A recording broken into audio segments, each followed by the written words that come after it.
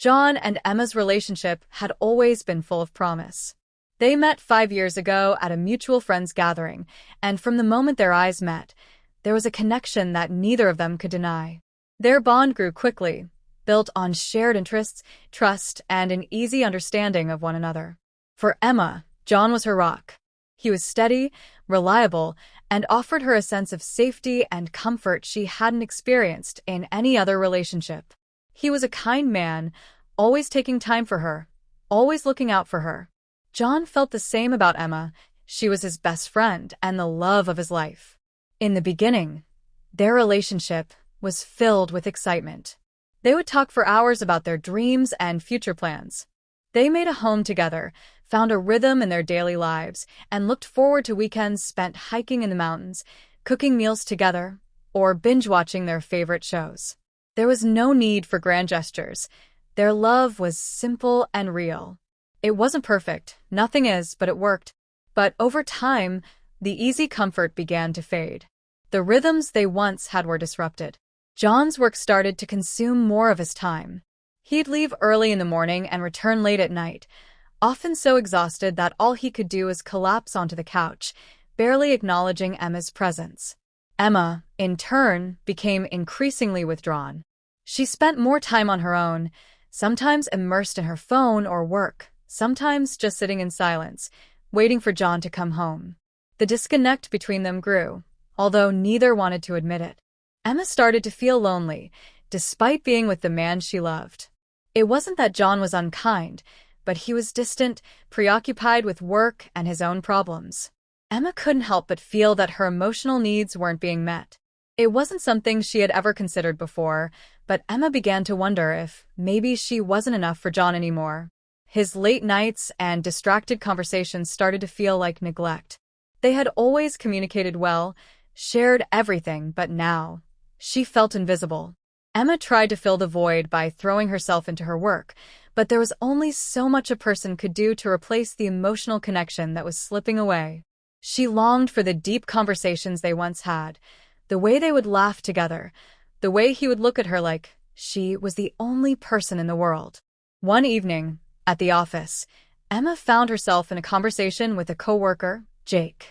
He had always been friendly, but lately, their chats had become longer. At first, it was about work, the usual day-to-day stuff. But gradually, they began talking about other things. He was easy to talk to, and before long, Emma found herself confiding in him. She shared her frustrations about her relationship, the loneliness she felt despite being with someone. Jake listened. He didn't interrupt or try to fix things. He just listened, offering small bits of comfort, empathy when she needed it. He didn't dismiss her feelings. It felt like a breath of fresh air, and Emma began to look forward to their conversations. It was innocent at first. Just a text here and there. Maybe a coffee after work where they could talk more freely. Emma reassured herself that it wasn't anything more than friendship. She wasn't looking for an affair. But with each passing conversation, Emma felt a connection building. Jake seemed to understand her in ways John no longer did. There was an emotional spark that ignited, something that made her feel alive again. It was fleeting, but for those brief moments, she felt seen, heard, and important. She had never been one to believe in emotional infidelity, but it was becoming harder to ignore the growing attachment she felt toward Jake. The line between friendship and something more blurred. It didn't help that Emma started comparing the way Jake made her feel to how John made her feel, or more accurately, how John no longer made her feel. She rationalized the growing closeness, telling herself it was harmless. It was just a friendship. She never intended for it to go further. But there was a part of her that knew something was changing, something was shifting beneath the surface. It was subtle, but undeniable. The distance between her and John had grown, and she found herself seeking out the connection that had once been so present in their relationship from someone else. She told herself it wasn't a betrayal, not yet anyway. But deep down, she knew that she was on the edge of crossing a line she would never be able to uncross. As the weeks went by, Emma's conversations with Jake became more frequent. At first, it was just harmless chatting, a distraction from her growing dissatisfaction at home. But soon, their talks turned into something more intimate. They shared personal thoughts, desires, and dreams that Emma hadn't talked about with John in years. She found herself eagerly awaiting Jake's messages, her heart racing when she saw his name pop up on her phone. It was exhilarating, this feeling of being noticed, of being the center of someone's attention. Jake's compliments were like a balm to her wounded ego, and he made her feel attractive, desired, and valued in ways she hadn't felt in a long time. It wasn't long before Emma began justifying the situation to herself. She told herself that she wasn't doing anything wrong. After all, she wasn't physically involved with Jake, just talking. What harm could there be in a little emotional connection? She convinced herself that John had grown distant first, that he no longer showed interest in her. Emma didn't want to admit it, but she had begun to feel invisible in her own relationship. It seemed harmless to confide in Jake. In a way, he was helping her, offering an escape from the loneliness that had started to consume her. One evening, after a long week of exchanging messages and brief meetings, Jake suggested they meet for dinner. Emma hesitated. She knew where this was going, but the loneliness she had been feeling, coupled with the desire for validation, made her ignore the warning signs. She told herself it would be fine, just a casual dinner, no harm done. They met at a small, cozy restaurant. It felt different from the usual outings with John. Jake was attentive, his eyes never leaving hers, making her feel as if she were the only person in the world. There was a spark in the air, an undeniable attraction. When they talked, it was like the world around them disappeared. The conversation flowed effortlessly. Jake laughed at her jokes, listened intently to everything she said, and shared his own thoughts and feelings in a way that made her feel connected, understood. At that moment, Emma realized how much she had missed this, how much she missed feeling special, desired, and heard. But then, Jake leaned in closer, and the energy between them shifted. It was no longer just a conversation. It was something else, something charged with tension, something Emma had avoided acknowledging until now. The moment their lips met, Emma's heart pounded in her chest. It was sudden, unexpected, and yet, it felt like it had been building up for weeks. Her mind screamed for her to stop, but her body didn't listen. The kiss deepened, and for the first time in a long while, Emma felt alive, wanted, and needed. It was a rush of emotions she hadn't allowed herself to experience with John in a while. When they pulled away, Emma's chest was tight with guilt, but it was also filled with an unfamiliar sense of excitement. She told herself it was just.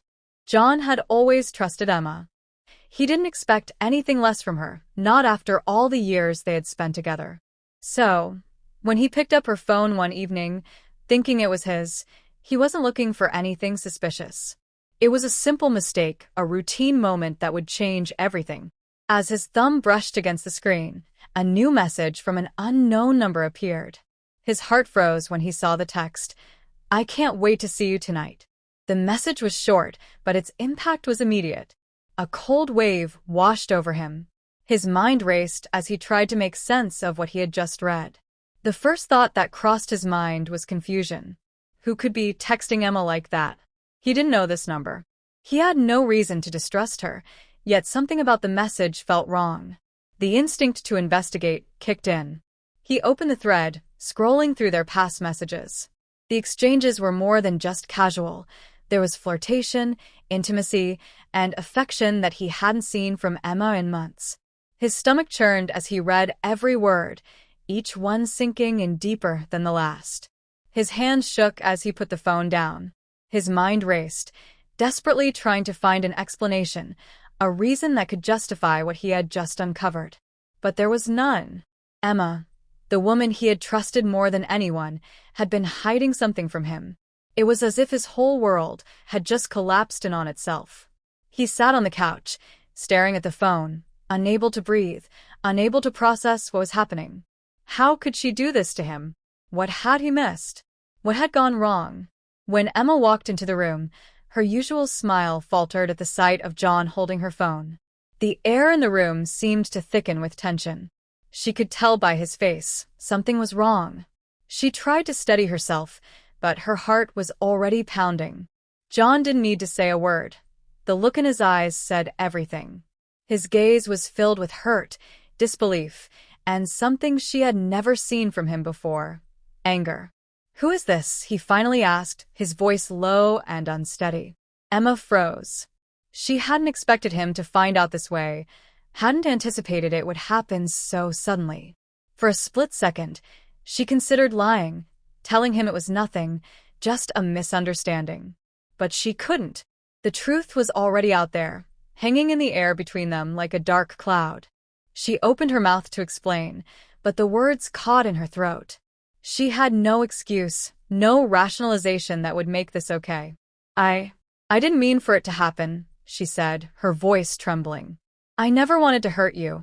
John's face tightened with emotion. "Then why?" he asked, the question hanging in the air like a bomb waiting to explode. "Why did you do it? Why him?" Emma wanted to apologize, to explain that it wasn't about Jake, that it was about how she had felt so alone for so long. She wanted to tell him how she had tried to fill the emptiness inside, how she had started to seek comfort elsewhere. But none of that mattered now. What mattered was the betrayal. The damage was already done. Tears welled up in Emma's eyes, but she didn't let them fall. She was ashamed, embarrassed, and utterly broken. "I don't know what to say," she whispered. "I never meant for it to go this far." John shook his head, the pain evident in his eyes. "How could you do this to me?" he muttered, almost to himself. "How could you do this to us?" His voice cracked as he spoke, and Emma felt the weight of his heartbreak crush her chest. Silence stretched between them, thick and suffocating. John didn't move. He just stared at her, as if searching for some sort of explanation that would make sense of what had just been revealed. But there was no explanation, no easy way to justify what had happened. The truth was, Emma had crossed a line she could never uncross, and no words could take that away. Emma stepped back, her hand shaking. "I'm so sorry, John. I never wanted this. I never wanted to hurt you." But John didn't hear her. He had already pulled away, retreating into his own pain, his own confusion. He couldn't process it all at once. The betrayal stung too sharply. All he could think about was the trust he had given her, how that trust had been shattered in a single moment. What he didn't know was how to move forward from here. How could he look at her the same way again? How could he trust her after this? "I need some space," John said quietly, his voice hoarse. "I don't know what to do with this right now." Emma nodded, unable to say anything more. There was nothing left to say. The silence between them was now filled with the weight of everything unsaid, and all that remained was the painful realization that their relationship would never be the same. In the days that followed, everything felt different. The air was thick with unspoken words, and the tension between Emma and John was suffocating. Emma had apologized 100 times, but no amount of apologies could undo what had been done. John barely spoke, his eyes cold and distant. The betrayal weighed on him, every look from Emma a reminder of what had been lost. Emma tried to be patient, to give him space to process, but she could see the cracks in their relationship growing wider with each passing day. John was angry, hurt, and numb all at once.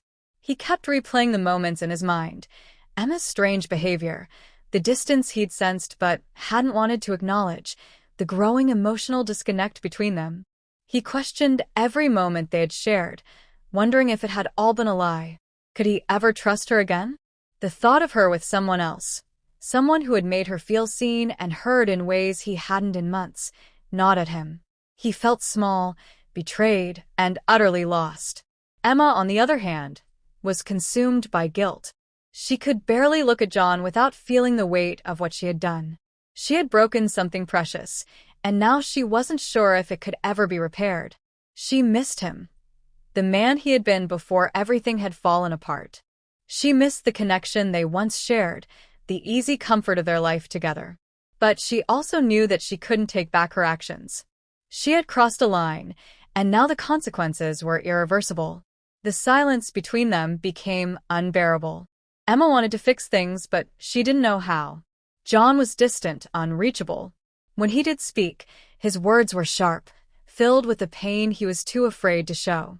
The love they had shared now felt like a distant memory, overshadowed by the betrayal that had shattered their foundation.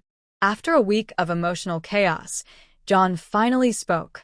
"I don't know what to do with this," he said one evening, his voice barely above a whisper. "I don't know if I can forgive you. I don't know if I can ever look at you the same way again." His words cut through Emma like a knife. She had feared this moment, the moment when John would realize that forgiveness might never come.